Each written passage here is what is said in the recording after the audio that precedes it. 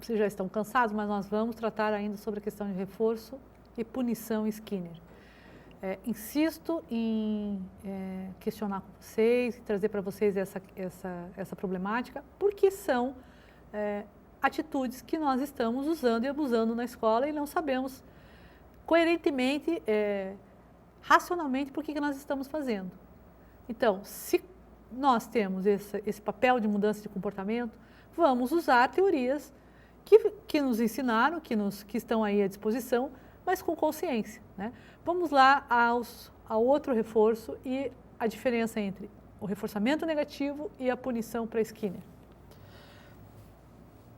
O reforço de intervalo variável é aquele que tem a presença de um reforço em intervalos não fixos, sendo impossível por parte do indivíduo fazer qualquer previsão.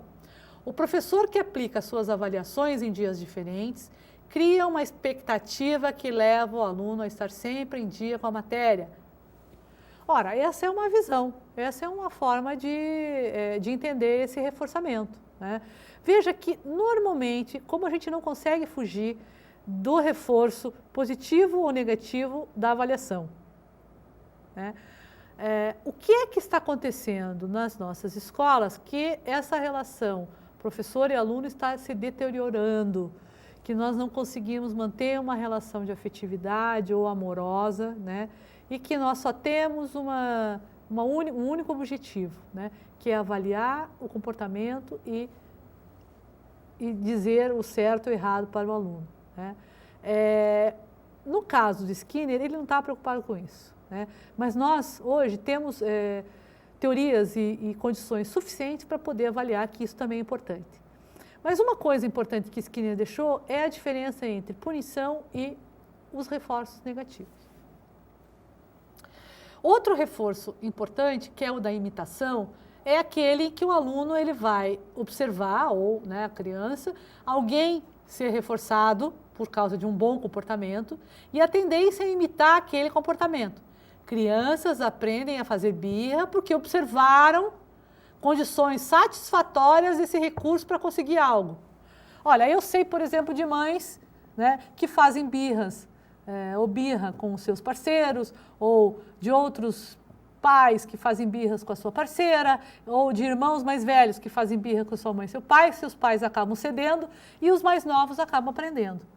Toda reação, ou toda reação indesejada, ela não é inata, especialmente as reações que não são voluntárias, que não são primárias.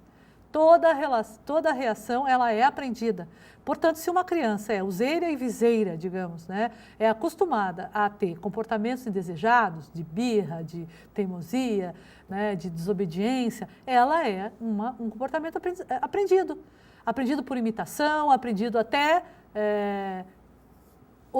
porque realmente aquele casal optou por isso, né? Por achar que a criança tendo opinião, né, ela vai ser uma criança melhor, um adulto melhor, né? Então, alguns erros nós estamos cometendo por desconhecer essas teorias, né? Sempre é bom lembrar, se eu não conheço as teorias, alguém que conhece vai tomar atitudes por mim, ou as coisas vão acontecendo e eu não vou tomar atitudes corretas porque eu desconheço formas diferenciadas de transformar estas outras atitudes não desejadas, né? Vamos ver a questão do reforçamento. O reforçamento tem como objetivo aumentar a probabilidade de resposta, assim como, na sua ausência, a resposta torna-se menos frequente. Isto é a extinção operante. Ou seja, o enfraquecimento e a extinção de uma resposta é a diminuição da frequência de uma resposta ou supressão dessa resposta, ainda que temporária, pela não aplicação do reforço incompatível ou punição.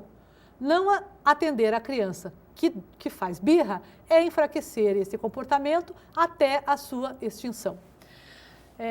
Volto a repetir e volto a insistir nesta questão do reforçamento e na questão das probabilidades. Por que nós estamos usando o tempo inteiro palavras ou simbologias ou signos da estatística. Por que essas atitudes, todos esses reforçamentos foram inventados em laboratório?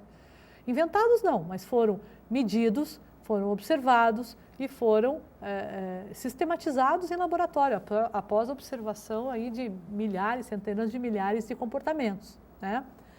E que nós podemos observar isso em sala de aula.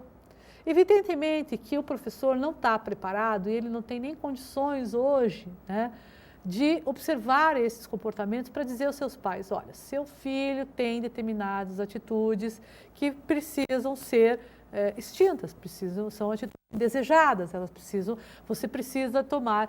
Nós não conseguimos hoje na escola dar referências aos pais para que alguns tipos de comportamentos sejam eliminados, que alguns comportamentos precisam ser eliminados mesmo, né? Comportamentos de agressividade, comportamentos de birra, de teimosia, né? De falta de atenção, N outros comportamentos nós não estamos conseguindo lidar. Por quê? Porque não conseguimos também dar às famílias elementos para que ela possa dar cabo nessas atuações, né? Nessas ações desses seus filhos. Por outro lado, os pais também, muitos deles estão pouco interessados nessa questão. É preciso que nós façamos uma longa revisão da nossa atuação como escola, como professores, como educadores e também da atuação da família. Entretanto, nós como professores temos a obrigação de conhecer, nem que seja coisas básicas de reforçamento para podermos ensinar, para podermos dar elementos a essa família, né? Vamos consertar todos os comportamentos indesejados? Não.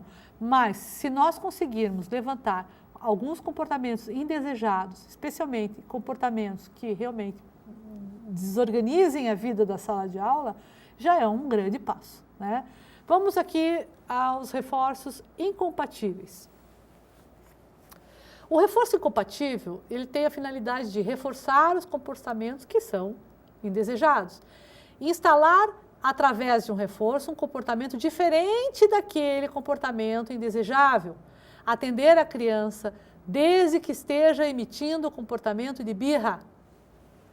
Olha, muitas vezes o próprio professor e o próprio pai perde tanto a paciência ou não quer se envergonhar na frente dos seus superiores ou na frente, né, num supermercado, na frente de amigos, que acaba cedendo. Então, esse é um reforçamento indesejável, né? Inúmeras vezes os professores colocam um reforçamento indesejável, reforçam justamente aquilo que não é o coerente, não é o correto, né? Por isso, nós temos que tomar cuidado o tempo inteiro em sala de aula, né? Mais do que um pai que é pai, né, mãe, que usa uma relação de pai, de paixão, de passional, né? Aí vem a relação passional, vem de pai, de paterno. Nós não podemos ter essa relação passional dentro da sala de aula. Amorosa, mas não passional. No caso, nós vamos tratar da diferenciação entre um reforço negativo e uma punição. Punição é outra forma de enfraquecer um comportamento, através da aplicação de estímulos aversivos imediatamente após o comportamento indesejado. A retirada de um reforço positivo pode se constituir como uma punição. Ora, a punição é uma atitude absolutamente indesejável, rigorosa, inaceitável nos dias de hoje, né? Especialmente as punições verbais, as punições psicológicas, as punições corporais. É diferente de um reforço negativo. Reforço negativo é quando eu retiro aquele reforço que era positivo para deixar que o aluno cometa ou tenha atitudes indesejadas. No caso da punição, ela é uma aberração, né? Ela é dor, ela é desprazer e ela realmente não leva à educação.